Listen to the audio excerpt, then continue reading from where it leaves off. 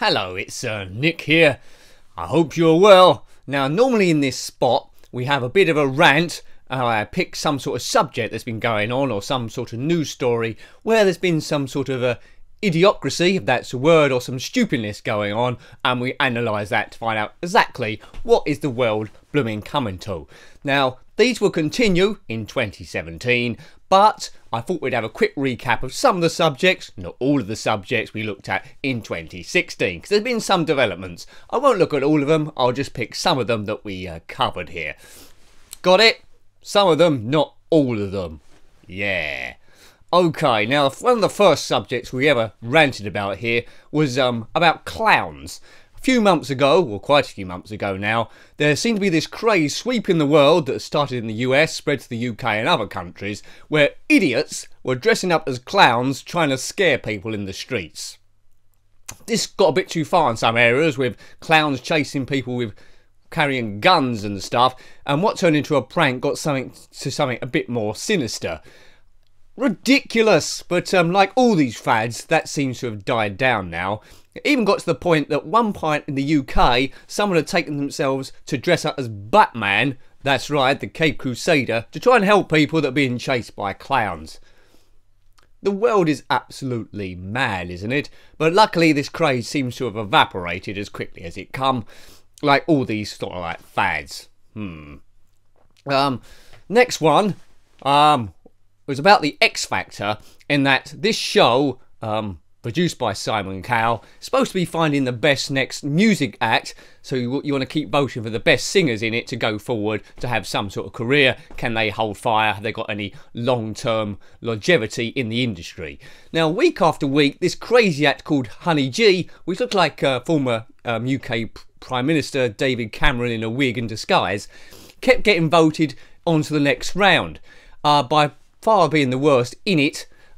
You can't trust the public to vote for stuff because hence Donald Trump being next president of the United States. But Honey G was a rapper. Now, bearing in mind people were voting at home thinking she could have a long career in music, that's why they kept voting her off, voting her to the next round.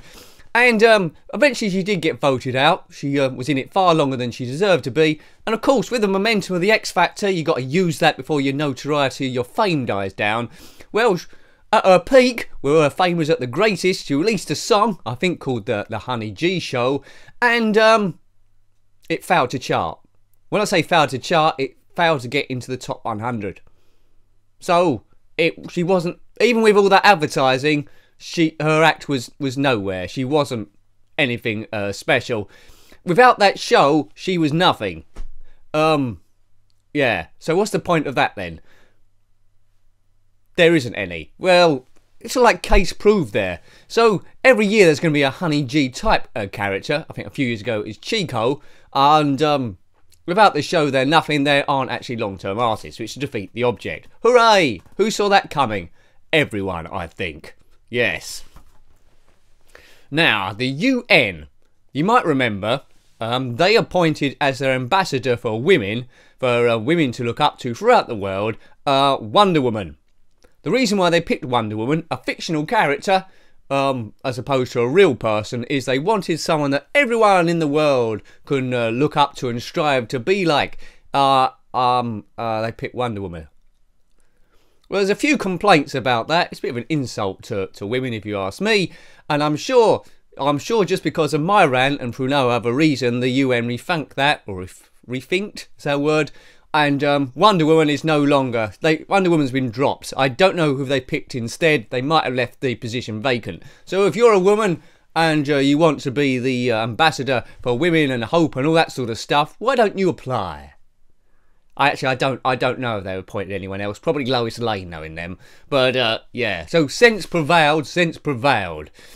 There was a prison break in Pentonville, wasn't there, I told you about, where two prisoners had somehow got out their cell using cutting tools and escaped.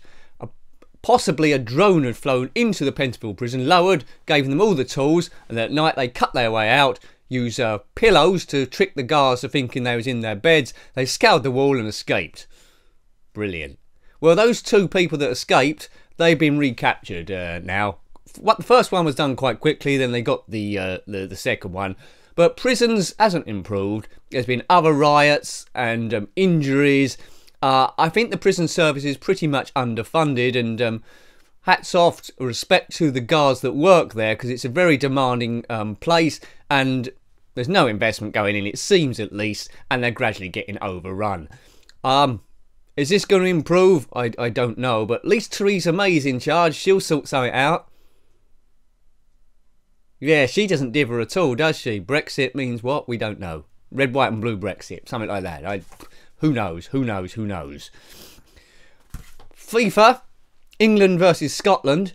FIFA said you're not allowed to wear political symbols. Well, it just so happened that England were playing Scotland on Armistice Day, so he's always going to display the poppies as a mark of respect for those that gave their lives in wars. Both sides, not just one side or another, just a respect for the dead.